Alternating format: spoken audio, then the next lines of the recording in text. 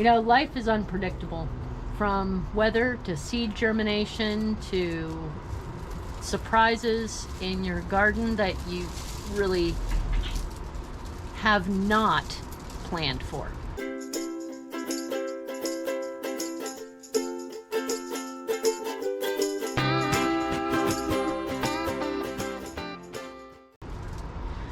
But that's okay. Some might be stressful and some might be great. And I'm really looking forward to seeing exactly what this tiny could-be farm will do for me this year. Well, it is still January, but because we have a warm spell, I decided to start on the strip out here in the back. You can see where I've lined out the space and I've started to dig. Coffee. I did make it a little short on purpose. This area really needs to be a decent space from the step. And over here I can put in chicken wire so that I can put more compost in if it becomes necessary. You can see where I've been digging. Oh, it's better here. There we go.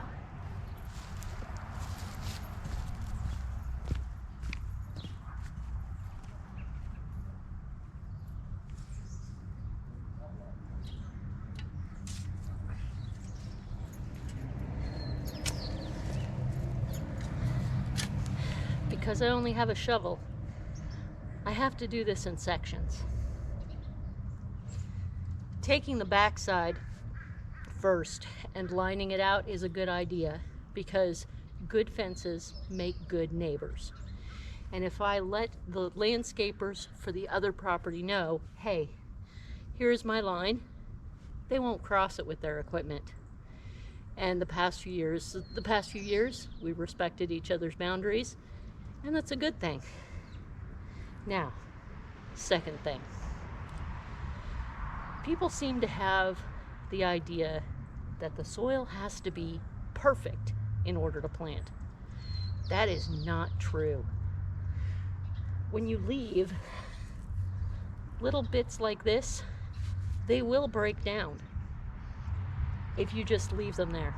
So I'm not going to bother to rip out every single weed. I'll chop it up as best I can, but a lot of this stuff in here is still going to be green, and yeah, I'm still going to have some weeds, but they'll be easier to actually deal with if the soil itself is healthy.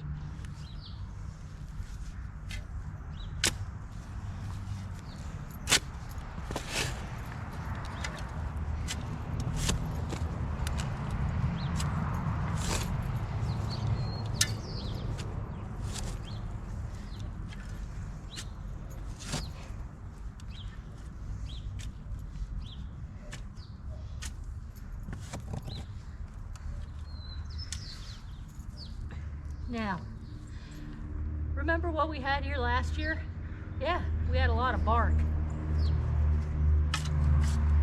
And a lot of that bark, this is what it's turned into. Lovely, dark, really good smelling soil.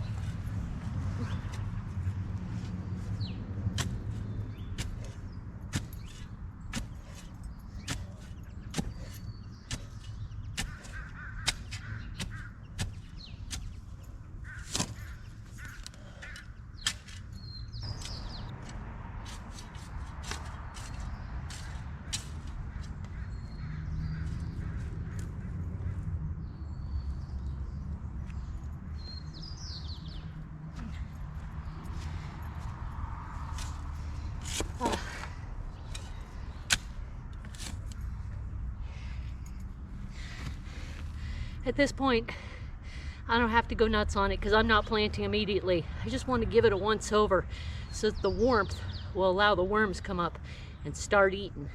They've done their job all winter long down deep in the soil, and now it's time to give them a chance to come up and enjoy the sunshine just like me. One thing I was very, very disappointed to see was this. In the soil for a long, long time, and these little jiffy pots are still there. They haven't broken down. Oh, it disgusts me. I'm never going to use these again. Very disappointing. And it even has that brown part inside. That means the peat that the actual pod was made of hasn't broken down at all.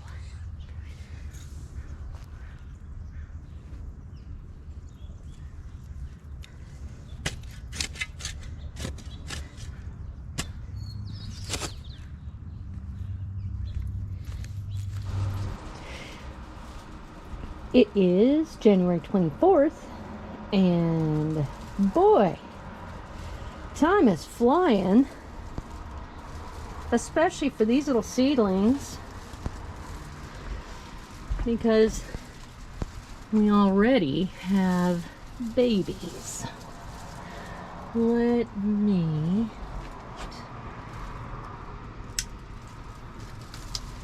there we go.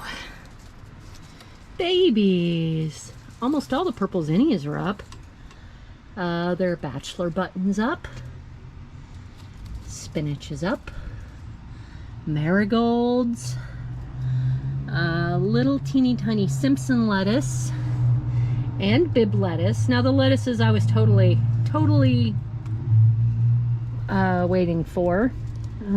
Okay, I thought this was... Oh, it's a cherry.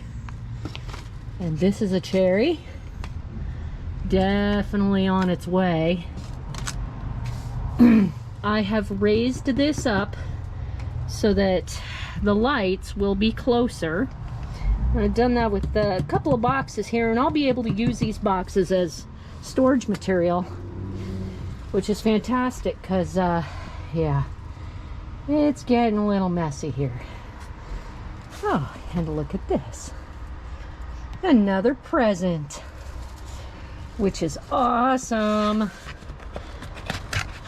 because I definitely need calendars. Let's see, Farmer's Almanac Everyday Calendar. And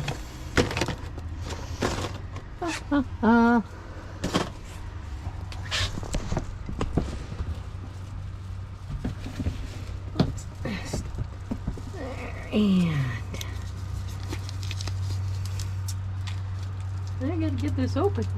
You know, I really should be keeping a pair of garden scissors in here. I'll have to put this on my desk, but because I don't want it out here. But hey, yes.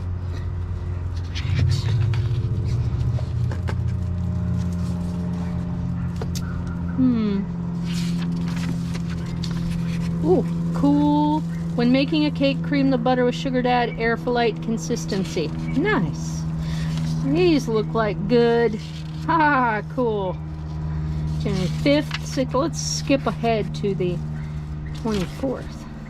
12th, 15th, 18th, 19th, 20. 1, 2, 3, and... When painting with latex paint, use synthetic brushes such as those made from nylon. Select natural bristle brushes for use with oil-based paint. I did not know that. And now I know something I didn't know before. Check your local forecast at Aannndd.com. I shall do that. Alrighty, and let's go out and take a look at my digging. Well, I've only gotten a little further because remember last year, this very first section closest to us was nothing but tarp covered with bark, and I had containers on the bark. So the ground didn't have to do anything. So everything that was underneath basically just broke down, and it was easy to break up.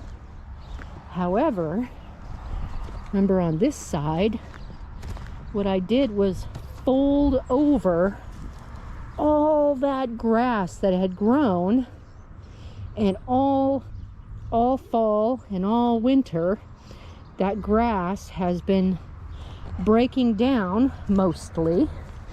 There's still a bunch of good hunks like this, and of course the old crowns have sprouted again. But with nothing but a shovel and a pick, I have to dig down, pull those roots up, and basically slice my way in sections all the way to the end. The middle is pretty good because that's where I dumped all my potting soil, but these edges are really, really tough. And then I take out the crowns. These crowns will go into their own compost pile over there.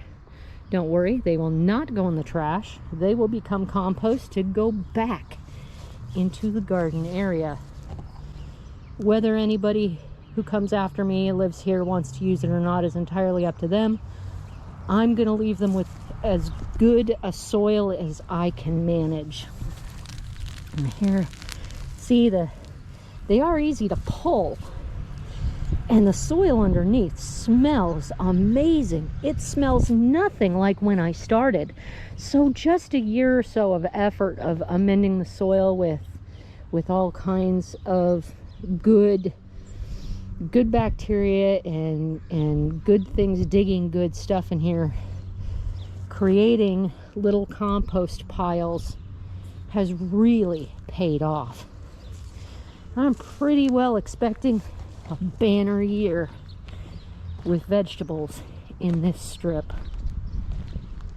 And that over there, that tiny little strip, can actually become the true herb patch I wanted. Oh, well, I think I'm gonna go take a shower and watch a rocket launch. Lovely.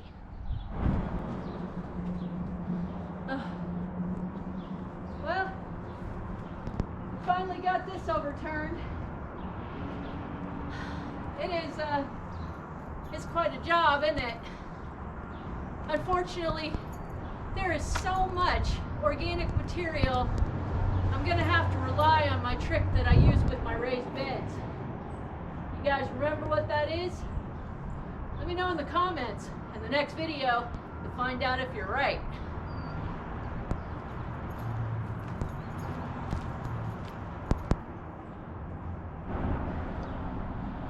Can you see him? He's out there on the driveway. Lovely little robin redbreast. He's been my buddy all day. If you see robins when you're turning over your garden, turning over any earth, they are there hoping for a snack. Worms, beetle larvae, anything juicy they can get their little beaks on. They will be your best friend. This little one's my best friend, although I'm hoping that he doesn't eat too many worms along with all that beetle larvae I've got dug up. I sure hope he does get all the leather jacket larvae. That'd be nice. Good bird. Good bird.